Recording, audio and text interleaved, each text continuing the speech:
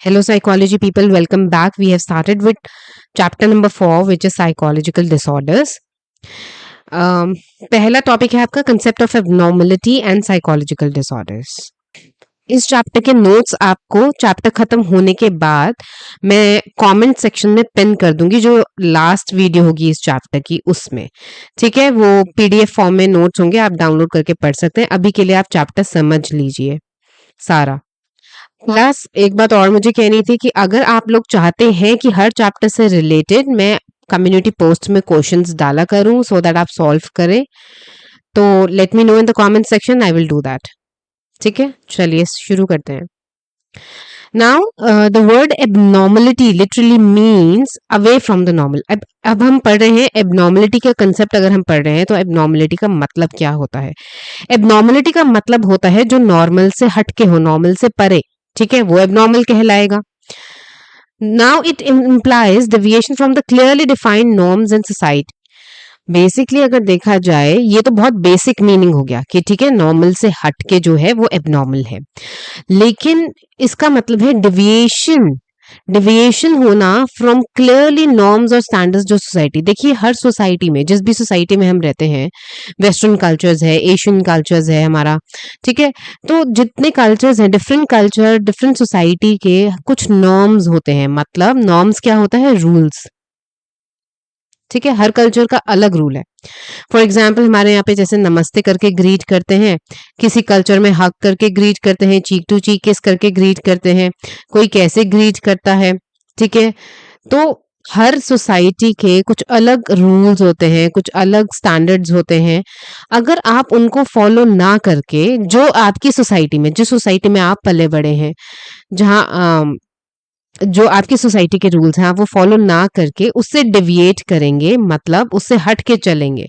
ठीक है, वो नहीं करेंगे, जो सोसाइटी के नॉर्म्स हैं, रूल्स हैं, वो फॉलो नहीं करेंगे, तो डेविएशन है और वो कहलाएगा एबनॉर्मल.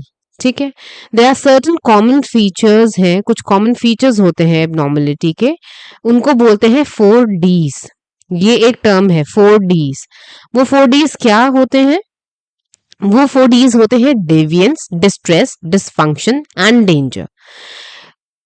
चारों ही डी से स्टार्ट हो रहे हैं, इसलिए इसका नाम 4Ds है. तो ये अगर आपको चारों चीजें देखने को मिले किसी में, तो आप बोल सकते हैं कि एबनॉर्मल बिहेवियर है.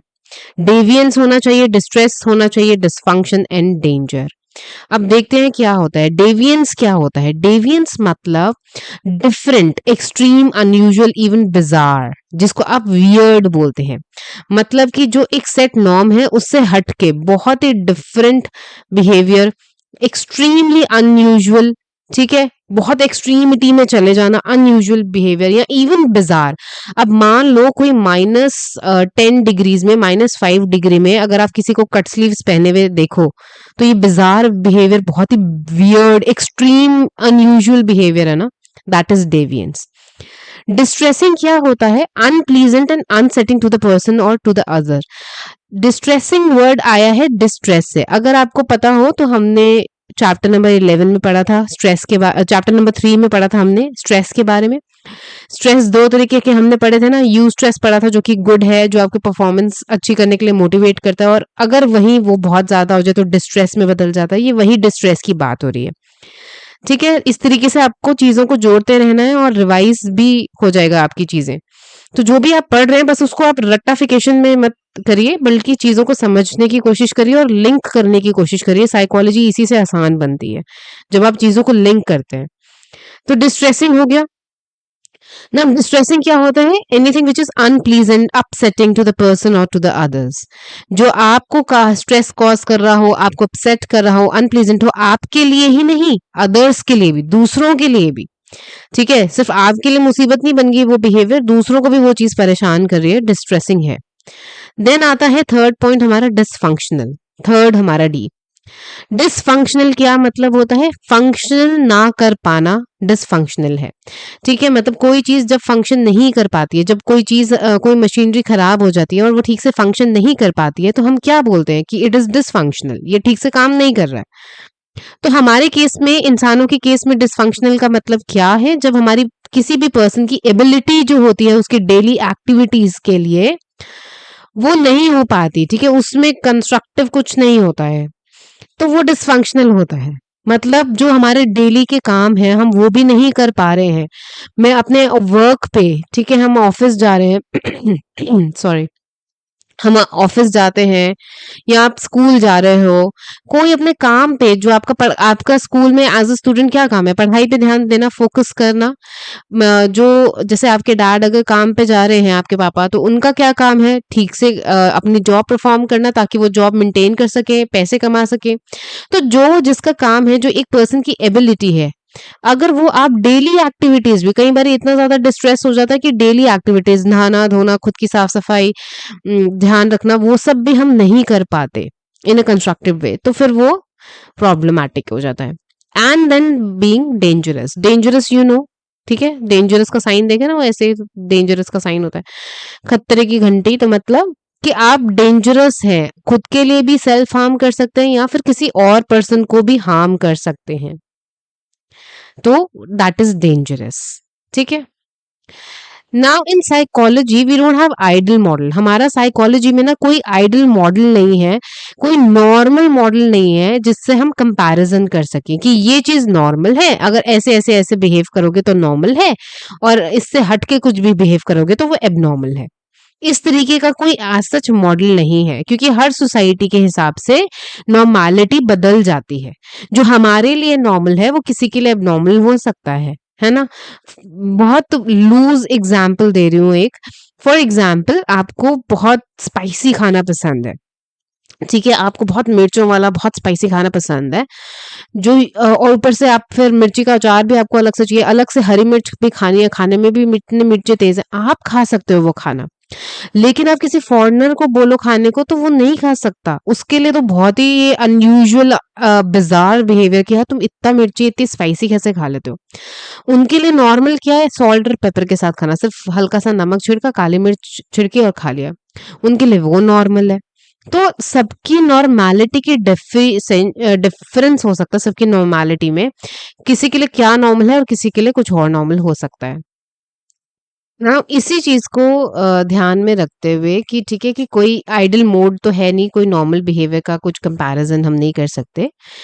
तो दो conflicting, very basic and conflicting views निकल कर आए, जो नॉर्मल और एबनॉर्मलिटी के जो अप्रोचेस हैं, डिफरेंस, ठीक है, साइकोलॉजिस्ट ने अब डिफरेंस करने की अगर हम ऐसे बोल दें कि डिफरेंस कर ही नहीं सकते तो फिर कैसे पता चलेगा डिसऑर्डर्स के बारे में। तो कुछ ना कुछ तो एक पैरामीटर होना चाहिए ना। तो वो पैरामीटर, पहला तो पैरामीटर था आपके 4Ds जो हमने करे, ठीक है, जो हमने 4Ds करे, ये पहला पैरामीटर है। अगर आपको किसी में ये चीजें दिख रही हैं तो मतलब आप कह सकते हैं कि उनको प्रोफेशनल हेल्प की जरूरत है। अगर डेवियंस है, डिस्ट्रेस है, डिस्फंक्शन है और डेंजर है, यहां से बेसिकली हम एबनॉर्मलिटी को देखते हैं, ठीक है। नाउ दो व्यूज निकल कर आते हैं। पहला व्यू निकल कर आता है डेविएशन फ्रॉम सोशल नॉर्म्स, मतलब सोसाइटी के जो rules, as I told you, norms का मतलब है रूल, तो सोसाइटी के जो रूल्स हैं वहां से डिविएट करना, वहां से हटना, ठीक है, रूल से हट कर काम करना, उनको ना मानना, रूल्स को तोड़ना और रूल से हट के काम करना। और सेकंड नंबर पे है मैल अडेप्टिव। मैल अडेप्टिव मतलब कि कुछ ना कुछ फंक्शन में गड़बड़ है, ठीक है, ठीक से अडेप्ट ना कर पाना is maladaptive. Now the first approach को हम पहले समझेंगे। फर्स्ट अप्रोच कहती है deviation of social norms, this is our first approach. So deviation of social norm आप समझ गए कि मतलब जो सोशल हमारे रूल्स हैं उनसे हटकर चलना। एबनॉर्मलिटी, अब ये अप्रोच क्या कहती है ये हम समझ रहे हैं। एबनॉर्मलिटी ये अप्रोच कहती है कि एक सिंपली लेबल है जो ऐसे बिहेवियर्स को दिया जाता है जो सोशल एक्सपेक्टेशन से हटकर होते हैं। मतलब सोशली जो आपसे एक्सपेक्ट किया जा रहा है, अगर आप उससे हटके कुछ बिहेव कर रहे हैं तो उस बिहेवियर को हम एबनॉर्मल का लेबल दे देते हैं, ठीक है, according to this approach. For example, जैसे आपके घर में कोई मेहमान आया है तो आपसे क्या एक्सपेक्ट किया जाएगा, आप उनकी आवभगत करो, नमस्ते करो, बिठाओ, चाय पानी पूछो, तमीज से पेश आओ, आपसे यही सोशल एक्सपेक्टेशंस है ना। अगर आप उनसे हट के कुछ बिहेव कर रहे हो, ठीक है, आप ठीक से बिहेव नहीं कर रहे हो, आप उनको नमस्ते नहीं बोल रहे, मिल भी नहीं रहे, चाय पानी नहीं पूछ रहे, कुछ नहीं कर रहे, आप बदतमीजी कर रहे हो, और you are ignoring them, that's a very deviant behaviour. ठीक है, सो मतलब that's not the normal behaviour, ऐसे कोई बिहेव नहीं करता। ठीक है, तो बेसिकली कहने का मतलब है, ये एक बहुत ही लूज एग्जाम्पल, एक ऐसी छोटी छोटी चीजों से मैं आपको एग्जाम्पल्स दे रही हूँ कि जो आप समझ सके कि वो बात क्या समझाना चाह रहे हैं आपको। ठीक है, तो एबनॉर्मल बिहेवियर हो गया वो। नाउ एबनॉर्मल बिहेवियर, थॉट्स और emotions, those that are marked differently, society के जो हमारा आइडियाज हैं, जो प्रॉपर फंक्शनिंग है, उससे हट के कुछ भी, मतलब एबनॉर्मल, सिर्फ एबनॉर्मेलिटी देखिए आपके सिर्फ बिहेवियर में नहीं, एबनॉर्मेलिटी आपके थॉट्स में भी हो सकती है, आपके इमोशंस में भी हो सकती है। जरूरी नहीं है कि सिर्फ बिहेवियर एबनॉर्मल होता है। बिहेवियर एबनॉर्मेलिटी एक पहलू है जिस पे हम बात कर रहे हैं, पर थॉट्स में एबनॉर्मलिटी कैसे होती है, मतलब एबनॉर्मल थॉट्स मतलब जैसे दूसरों को दुखी करके सुखी खुद महसूस करना। ठीक है, अगर आपको दूसरों को तंग करने में ऐसे थॉट्स आपको आ रहे हैं कि यार मुझे उसको परेशान करना है, कितनी सारी वीडियोस ऐसे वायरल भी होते हैं कि ठीक है, एक जानवर तक को भी, इवन एनिमल्स को टॉर्चर करते हैं, और टॉर्चर करके पत्थर मार के खुश हो रहे हैं, या उसकी जैसे डॉग है उसकी पूंछ के साथ फायर क्रैकर्स बांध दिए, ठीक है, फिर खुश हो रहे हैं। तो इस तरीके की विचारधारा, इस तरीके के विचार आना, थॉट्स आना, that is also very abnormal. ठीक है, देन इमोशंस, दूसरों को दुख करके आप खुशी हो, आपको खुशी मिलती है, दुख करके, मतलब सेडिस्ट जिसको बोलते हैं ना, उनको परेशान करके दुख करके वैसे खुशी मिलती है, तो दैट इज एबनॉर्मल बिहेवियर। ठीक है, तो जो सोसाइटी के हमारे आइडियाज हैं, प्रॉपर फंक्शनिंग है, उससे हट के जो भी आपका बिहेवियर, थॉट्स और इमोशंस है, that is marked as abnormal. हर सोसाइटी के कुछ नॉर्म्स होते हैं, ये हम बात कर चुके हैं, कुछ रूल्स होते हैं, जो कि कुछ रूल्स स्टेटेड होते हैं, कुछ अनस्टेटेड रूल्स होते हैं फॉर अ प्रॉपर कंडक्ट, की जिससे सोसाइटी प्रॉपरली चल सके। स्टेटेड रूल्स का मतलब हो गया, ये आप लॉ सिस्टम के बारे में भी कह सकते हैं। ठीक है, कि कहीं जो हमारे क्रिमिनल को लेके लॉ बने हुए हैं, या हमारे राइट टू एजुकेशन है, या जो भी हमारे लॉज हैं, वो नियम जो कानून है, लॉ सबके लिए एक समान है। ऐसा तो नहीं है कि भाई इनके लिए अलग, ऑब्वियसली जुवेनाइल्स के लिए अलग है, दैट आई अंडरस्टैंड, और एडल्ट्स के लिए पनिशमेंट अलग है, सब कुछ है। लेकिन लॉ मतलब कि ऐसे कानून जो कुछ स्टेटेड है, ऐसे रूल्स। और अनस्टेटेड रूल्स क्या होते हैं? अनस्टेटेड रूल्स मतलब कि आपसे उम्मीद की जाती है, ठीक है, कि आप अगर किसी को प्रॉब्लम में देखेंगे तो उनका हेल्प करेंगे। ठीक है, एक कुछ नहीं तो इंसानियत के नाते आप मदद करेंगे, तो ये अनस्टेटेड रूल है, ये कहीं लिखा हुआ नहीं है, बट ऐसा एक एक सोसाइटी का रूल है, हेल्पफुल नेचर होना चाहिए। सो ये इस तरीके के जो रूल्स होते हैं वो अनस्टेटेड रूल्स होते हैं। ठीक है, जो कहीं लिखे हुए नहीं है, और जो लिखे हुए हैं by law, that is stated rules. Now a societies norms grow from it's a particular culture. अब हर सोसाइटी में रूल्स अलग अलग होते हैं, तो हर सोसाइटी के रूल आते कहाँ से हैं? ये आते हैं उनके कल्चर से। कल्चर की क्या डेफिनेशन होती है, कल्चर में क्या चीजें इंक्लूड होती है, ये उन्होंने बताया हुआ है कि कल्चर में आता है उस सोसाइटी की हिस्ट्री, क्या हिस्ट्री रही है, वैल्यू सिस्टम क्या है, किस तरीके के इंस्टीट्यूशंस हैं, हैबिट्स क्या है, स्किल्स क्या है, टेक्नोलॉजी एंड आर्ट। तो हमारा आर्ट, लिटरेचर, ये सब हमारे कल्चर का हिस्सा है। तभी जब आप वेस्टर्न कंट्रीज में जाते हैं, उनकी पेंटिंग्स अलग होती हैं, उनकी आर्ट अलग होती है, और हमारी आर्ट अलग होती है, हमारी हैबिट्स अलग है, उनकी हैबिट्स अलग है। ठीक है, उनके स्किल्स अलग है, वहाँ का टेक्नोलॉजी लेवल हाई अलग है, हमारा टेक्नोलॉजी लेवल अलग है। तो हर चीज, उनके वैल्यू सिस्टम अलग है। ठीक है, फॉरेन कंट्रीज में जॉइंट फैमिली सिस्टम नहीं है, उनका वैल्यू सिस्टम अलग है, लेकिन हमारा यहाँ पे, वहाँ पे इंडिविजुअलिस्टिक कल्चर है, लेकिन हमारे यहाँ पे कलेक्टिव कल्चर है, इंडिविजुअलिस्टिक कल्चर नहीं है।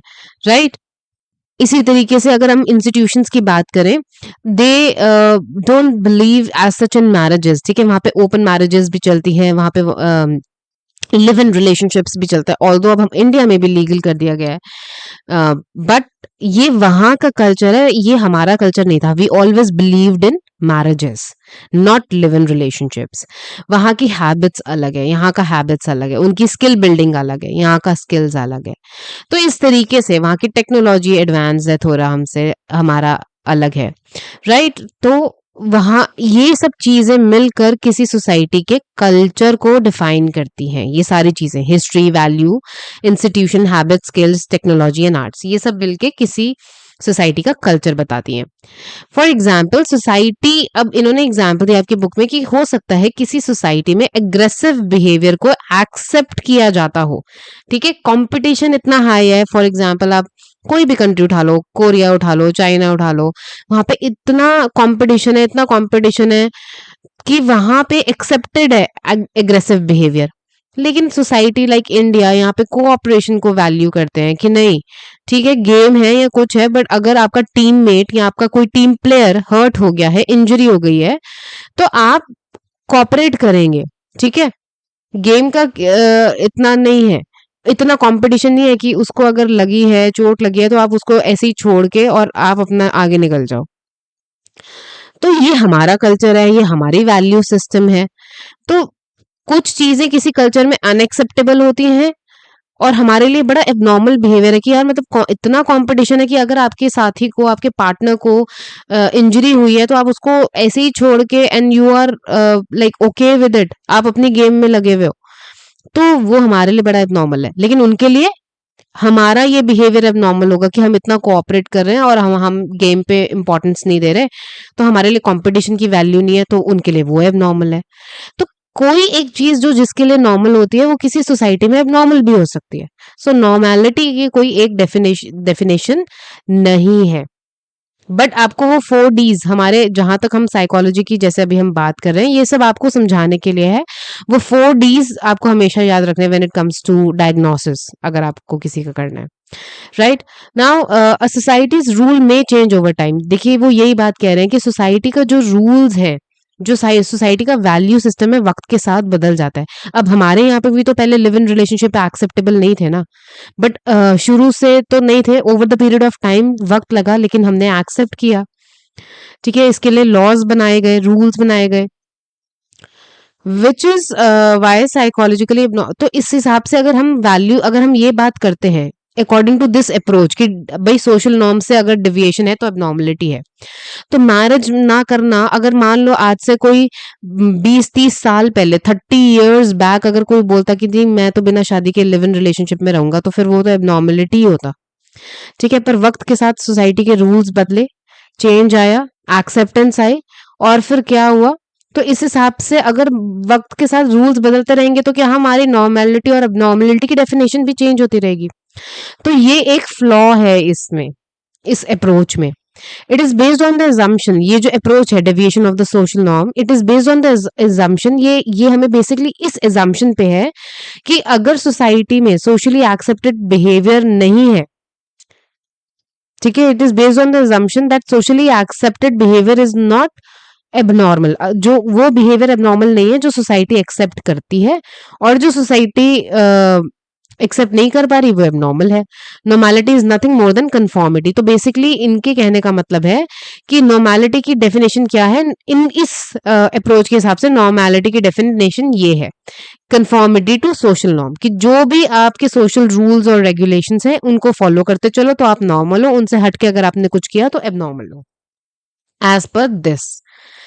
नेक्स्ट अप्रोच क्या है, नेक्स्ट अप्रोच है मैल अडेप्टिव। मैल अडेप्टिव अप्रोच क्या कहती है, साइकोलॉजिस्ट जो है उन्होंने ये चीज बिलीव किया कि बेस्ट क्राइटेरिया क्या है डिटरमाइन करने का नॉर्मलिटी और अबनॉर्मलिटी को, वो ये नहीं है कि सोसाइटी क्या एक्सेप्ट करती है, बल्कि ये है कि सोसाइटी आपको हेल्प करती है क्या आपकी वेलबींग में, इवेंचुअली आपको ग्रो करने में।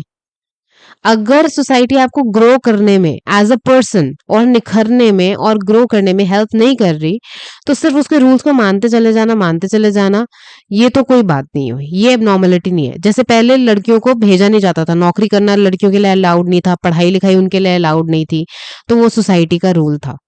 अगर उसी सोसाइटी के रूल को आज तक एक्सेप्ट करते रहते, तो फिर आज तो इतनी जो लड़कियों ने तरक्की की है वो तो होती ही नहीं। आज लड़कियां जो इतनी अपने बिजनेसेस भी कर रही हैं, डिफेंस में भी लड़कियां हैं। पहले लोग कहते थे डिफेंस में तो मतलब भैया लड़के ही जाएंगे, लड़कियां नहीं जाएंगी, फिर डिफेंस में भी लड़कियां आई। तो वो सब बदलाव सोसाइटी में होते ही नहीं अगर हम उसी को फॉलो।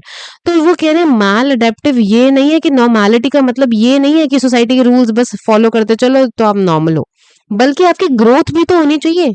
आप as a person, as an individual कितना ग्रो कर पा रहे हो, वो डिसाइड करेगा कि आप जो है आपका बिहेवियर नॉर्मल है या नहीं। यहाँ पे वेल बीइंग से क्या मतलब है? वेल बीइंग से सिंपली मेंटेनेंस का मतलब नहीं है कि हाँ मैं दिख रहा हूँ, सही ठीक ठाक दिखने में हूँ और अपने डेली के काम कर रहा हूँ तो मतलब सब कुछ ठीक ही है। सिर्फ सर्वाइवल से मतलब नहीं है। ग्रोथ, एक्चुअलाइजेशन, अगर आपने मैशलो की हायरार्की नीड्स में हमने पढ़ा है ना सेल्फ एक्चुअलाइजेशन के बारे में, वो जो हमने, मैं आपको याद दिला देती हूँ, ऐसे पिरामिड हमने पढ़ा था ना जिसमें फिजिकल नीड होती है, फिजियोलॉजिकल नीड होती है, इमोशनल नीड होती है, पांच पांच नीड्स होती है ना हमारी। फिर उसके बाद सबसे एंड में होता है सेल्फ एक्चुअलाइजेशन। सेल्फ एक्चुअलाइजेशन मतलब अपनी फुल पोटेंशियल पे काम करना, अपनी फुल ग्रोथ करना, फुल ब्लूम करना, that is what it is. तो वो वहां उस वेलबींग की यहाँ पे बात हो रही है। अगर कोई सोसाइटी आपको अपनी फुल पोटेंशियल अचीव करने के लिए अपना बेस्ट एकदम जो आप जितनी आपकी पोटेंशियल है, जितनी पावर है उस पर काम करने के लिए, उस पर ग्रो करने के लिए अगर आपको रोक रहे हैं या कुछ नहीं करने दे रहे, तो वो फिर वो तो मैल अडेप्टिव है, वो एक्सेप्टेबल नहीं है। तो ये अप्रोच क्या बोलती है? ये अप्रोच बोलती है कि सिर्फ कन्फर्मिंग बिहेवियर, कन्फर्मिंग मतलब मान लेना, ठीक है, मानते रहना, रूल्स को फॉलो करते रहना, नॉर्म्स को एबनॉर्मल हो सकता है, डेफिनेटली हो सकता है, अगर उसकी वजह से कहीं ना कहीं हमारी ग्रोथ रुक रही है और हम जो है हमारी ऑप्टिमल फंक्शनिंग नहीं कर पा रहे। जैसे मैंने आपको बताया कि अगर हम उनकी बातों को मानते रहते हैं और लड़कियों को कभी शिक्षित नहीं करते, कभी उनको पढ़ाते लिखाते नहीं, कभी उनकी एजुकेशन पे ध्यान नहीं देते और फिर एजुकेट करके उनको जॉब करना या बिजनेस करना है, जो भी उनको करना है वो करने की अपॉर्चुनिटीज नहीं देते, तो फिर इतनी तरक्की आज इंडिया ने नहीं की होती, राइट। देन मैल अडेप्टिव जो है implies that problem. Maladaptive का क्या मतलब है? मैल अडेप्टिव का इतना मतलब है कि प्रॉब्लम एग्जिस्ट करती है। मैल अडेप्टिव का मतलब है कि प्रॉब्लम एग्जिस्ट करती है। एक्सक्यूज मी, मेरी तबीयत थोड़ी ठीक नहीं है। ओके, सो मैल अडेप्टिव का मतलब है कि प्रॉब्लम एग्जिस्ट करती है। It also suggest that vulnerability of an individual, inability to cope. Maladaptive में क्या होता है? हम चीज़ों से, जो भी हमारे लाइफ में प्रॉब्लम्स आ रहे हैं उनसे कोप नहीं कर पाते। एक्सेप्शनल लेवल का एनवायरनमेंट में स्ट्रेस होता है जिसकी वजह से हमारी लाइफ में प्रॉब्लम्स होती हैं। This is all mail adaptive.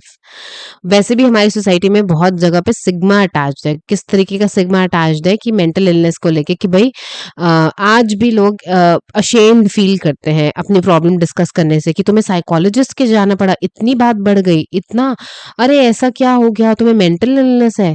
Mental illness को लेके आज भी लोग शर्म फील करते हैं ये कहने में। अगर किसी को हार्ट की प्रॉब्लम है तो उसको शर्म नहीं आती ये कहने में कि मुझे हार्ट डिसीजेज है, ठीक है। किसी को कैंसर है तो उसको शर्म नहीं आती ये बताने में कि मुझे कैंसर है।